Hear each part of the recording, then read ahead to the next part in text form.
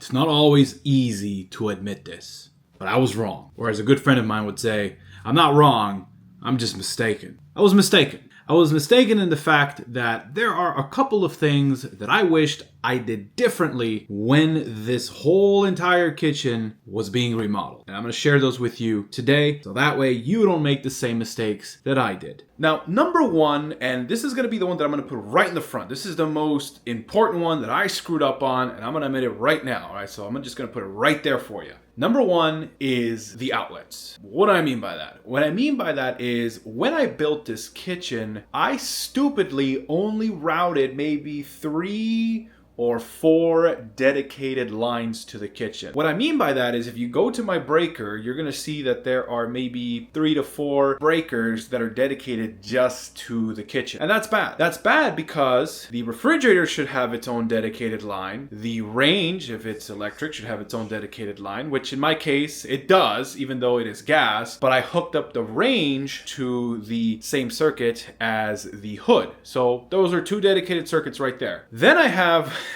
all right, you ready for this one? I have 1 circuit for all of the countertops, and that was a terrible idea. Now, why is that a terrible idea? Well, picture this. You go in the morning, you turn on the coffee maker, and then someone decides to make a toaster. Make a toaster? No, they decide to make toast, right? What happens? The breaker is going to trip. It's drawing way too much current. If we had 2 dedicated lines to the countertop, then that wouldn't happen, right? They would each be able to draw 20 amps and it should be fine. Let me show you how mine is set up. So these are my countertops, and both of these outlets that you're gonna see in a minute share the same circuit. So there's 1 outlet there, and then there's another outlet right there. Now that's not the end of it though. Those outlets actually share the same breaker with these outlets. It shares it with that one right there, which is connected to what? The air fryer. And then we have this one over here, which is connected to the coffee maker. Absolutely terrible idea. If you turn all of these appliances on right now, they are going to trip the breaker. Not good. So when you're planning this, make sure that you run more lines than you think you're going to need. Even if you think you're not going to use them, right? Run them anyway. Think of all the appliances that you might buy and add a circuit for that. Okay, microwave, coffee maker, air fryer, toaster oven, toaster, right? Another microwave, a heating drawer, whatever, right? Think of all of those things and route a bloody line for it. I cannot stress that enough, folks. That is the one thing that I really wish I could go back and fix. Now, is it difficult to fix now? Kind of, because I'm gonna have to rip off the backsplash over here and kind of route a new wire, or I'll have to go under the house and figure out what wire powers what. It's just gonna be way too much work. Now, I am gonna do that in the future. Maybe I'll shoot a video on how to fix that. But for now, I'm just gonna leave it as is. We just know, since there's only 2 people in this house, that we cannot turn on both the air fryer and the toaster oven. It's just gonna kill the circuit. Well, I'm a little animated after that, but I think I can carry through. So let's go over to number 2. And number 2 actually has to do with these guys back here. The cabinets. You might be saying, hey, what's wrong with them? They look beautiful. What the hell's wrong with you? There's a couple things that I wish I did differently. For starters, I wish that I actually added a little filler board between the 2 doors over there, between the 2 cabinets. By adding the filler board in there, what you do is you prevent the cabinet doors from smacking into each other. I stupidly didn't do that, and of course now if you open both of those doors, they smack into each other. It's not really a big deal, but it's something that bugs me. Another thing is, these cabinets are pretty tall, which means that I cannot take that air fryer over there that I just showed you and shove it under the cabinets. It just is not gonna fit. Now, while the cabinets do make this kitchen look absolutely beautiful in my opinion, they're just way too tall for 8-foot ceilings. And I imagine that most people who are remodeling their kitchens might have 8-foot ceilings. So use my kitchen as an example and as kind of a visual of what it's going to look like if you decide to go with these cabinets that are about 42 inches tall. Unfortunately, below it, you just won't be able to put anything in there. Is that something that you think you can live with? Perfect. Then go ahead and get these cabinets. I can live with it, but once in a while, it does kind of bug me. Here's another one that kind of bugs me as well. It's the lighting. Here's what I did. When I designed the lighting in this kitchen, I designed it in a way that was split in half, which means if you turn on that light switch over there, it's only going to turn on half of the lights in the kitchen. And if you turn on this one over here, then it'll turn on this half over here. Now the idea behind that when I was making this kitchen was, once in a while we're going to be dining over there, we could turn on the lights over there while keeping these off, and I'll turn these guys on when I'm cooking over here. Well, the problem is, I cook all the time, and I need both lights because it just bugs me to have one of them off. So I had to use software to trick the thing into believing that this is a three-way switch. So I really wish that I routed a three-way switch wire to these switches.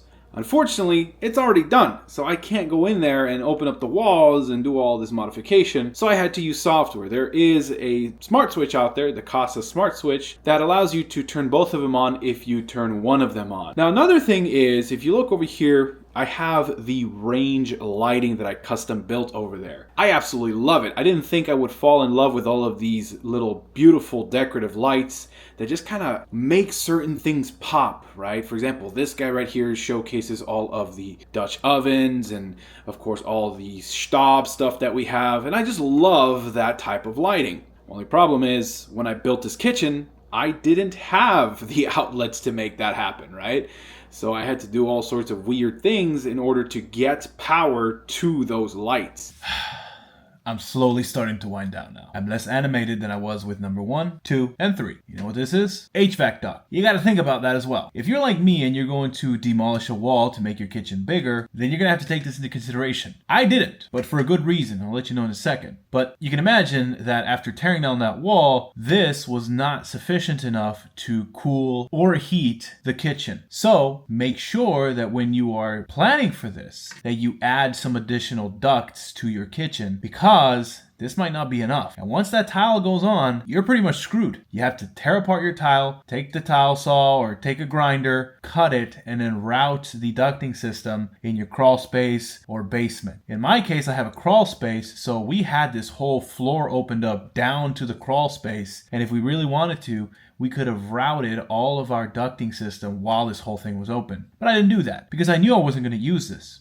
I use mini splits. Although it isn't an issue for me, it could be a big issue for you, so make sure you take this into account. So, I've given you 4 things to think of. What could possibly be the 5th? You're looking at it right here. Storage. I didn't really plan for storage. As a matter of fact, you kind of see I improvise on a lot of these things. For example, the pans over here are hanging on a different one from the one over there. And I really lacked that vision when I was planning this kitchen out. Albeit, I think it's an okay solution, right? Because honestly, I can't think of any other way of storing these types of things. But for example, the spice rack over here was post-renovation. If you're gonna be a person who cooks a lot like me, then you're gonna have to think about all of the storage options that you need in order to have all of this laid out beautifully. I use these little guys here, the little pan racks, and it works okay for me, but I really wish there was more of an elegant solution. But I can't think of anything. If you have something, let me know. I love to hear what you have to say about that. Although I said that there are 5, and this one technically is the 5th, which is storage, there's one more I'm going to throw in there as an added bonus for you. Let me show you. You know how they say that the kitchen is the heart of the home? I don't know if I agree with that, but that's just what I hear. Well, I took that into consideration. Kind of. I put one of these up, a tablet. I don't know about that placement though. See, when I put that tablet up there, I thought that it would be a good idea to be able to see recipes on it, play music from it, but I just placed it in a terrible spot.